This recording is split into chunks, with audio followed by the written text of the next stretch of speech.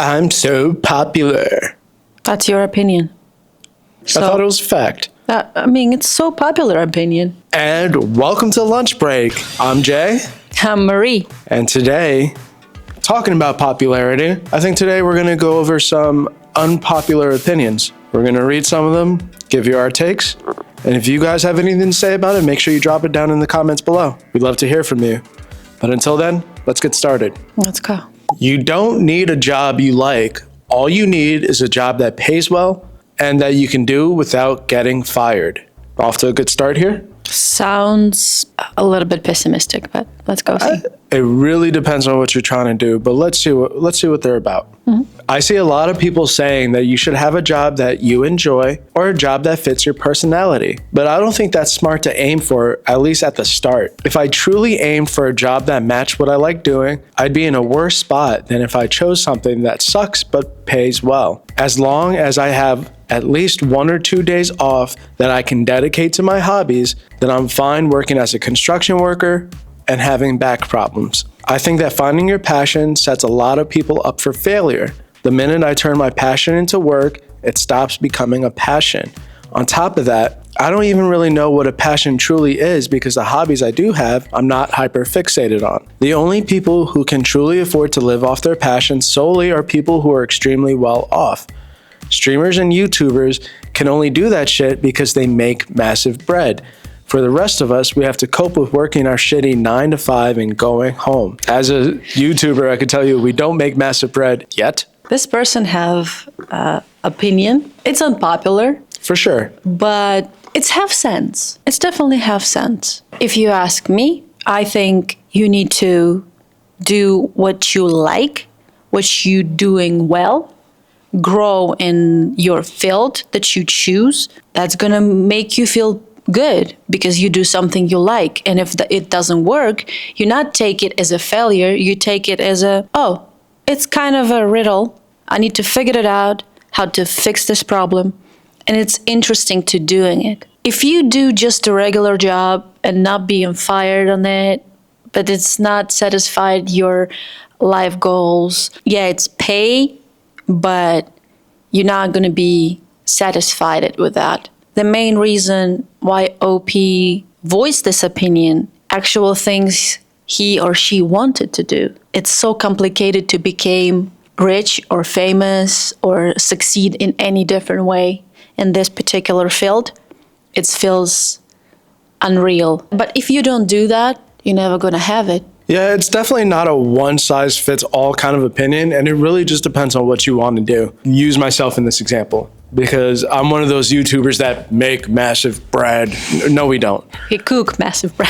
I think that this poster definitely has some valid points. People who are well off have more of an advantage, and some of us aren't. I work a full-time job that I'm not super passionate about, but I just think it depends on what your objectives are.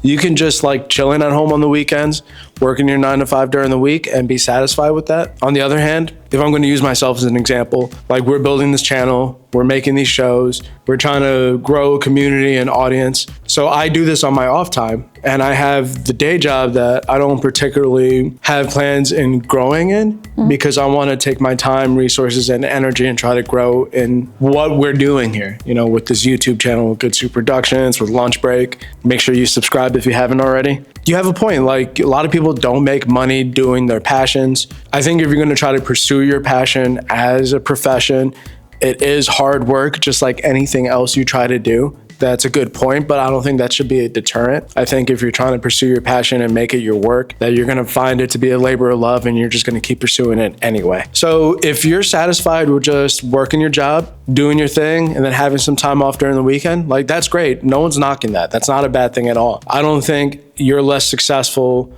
if you choose not to pursue a passion other than just doing your job and then being with family and friends on your time off.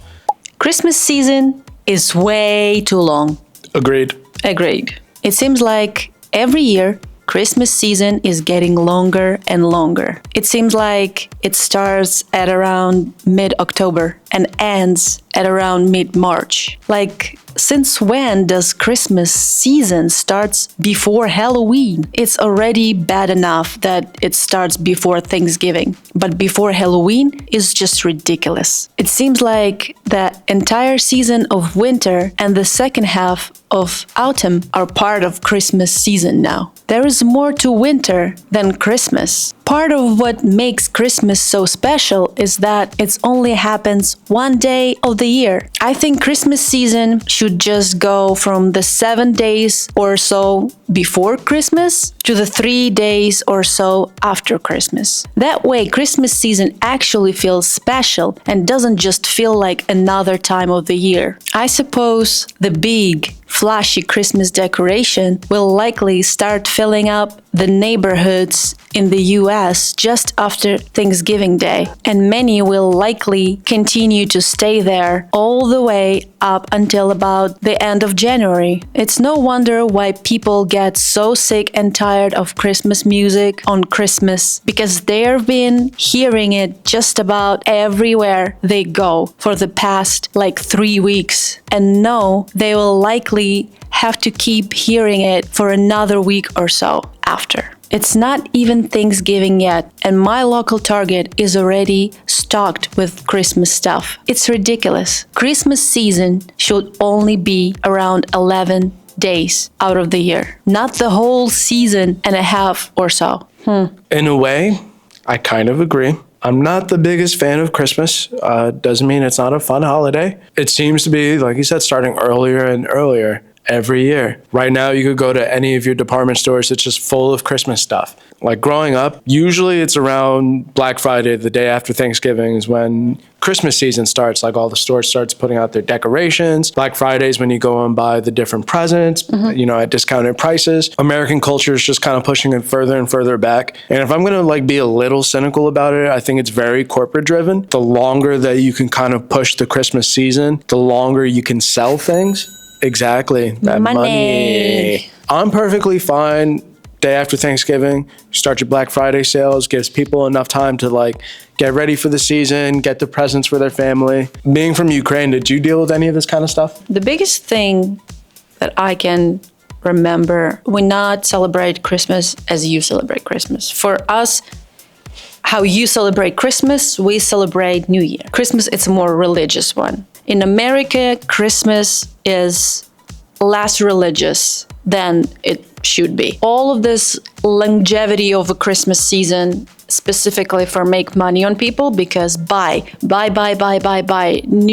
need a new ornaments every year. Overconsumption. Buy more presents. You don't need as much presents, but everything just flashy and just like Christmas season. You must have this. You must have that. But also, I think people kind of need like this relaxation, because Christmas it counts as like special magical time, and because we don't have that much special magical time in our life, day by day life, it feels so good if this magical time you can just like take it and just like make it long. And I think it can be much more special if it's just you decorate a week before just to feel this, watch the movies, Christmas movies, the main Christmas movies. You're a wizard, Harry. I'm a what? You eat your dinner, you go to bed, you wake up in the morning, next day, open the presents with your family, and that's it, and done. Left the Christmas tree for like a couple more weeks and you're gonna be good. What I find out in our like Target, Walmart, and the main biggest chain, day of the Halloween, all the Halloween stuff go on sale and all Christmas stuff push in your face. Halloween done, Christmas already on the shelf. But there was like 2 months in between. Just let it breathe. Bah humbug. Bah humbug. So, our last unpopular opinion, Trader Joe's is only worth the value if you live in a high cost of living area. I think we're a couple of Trader Joe hoes. So let's see what this opinion's about. I live in the Midwest, in a medium-sized city in southern Ohio, and I'm a hoe for Trader Joe's. I've always heard it's so cheap. So about a year ago, I started shopping there. Oh my goodness. It's so expensive, and you get so little for that price. Granted, I live in a low cost of living area, but geez, I will say it is cheaper than Whole Foods, on par with Kroger's, but more expensive than Aldi's and Majors. I found that I usually get snacks, a bouquet, and some frozen food there instead of shopping there full time now. For example, let's compare it to Aldi's. I got these prices by going to each site's shopping list section, setting my location to my zip code, and going item by item. I will acknowledge that the quality in Trader Joe's is far superior. However, yo soy pobre y I need to budget. These are random items, not ones I normally get. And we're just going to display the prices right here. You can pause and check out the comparisons for yourself.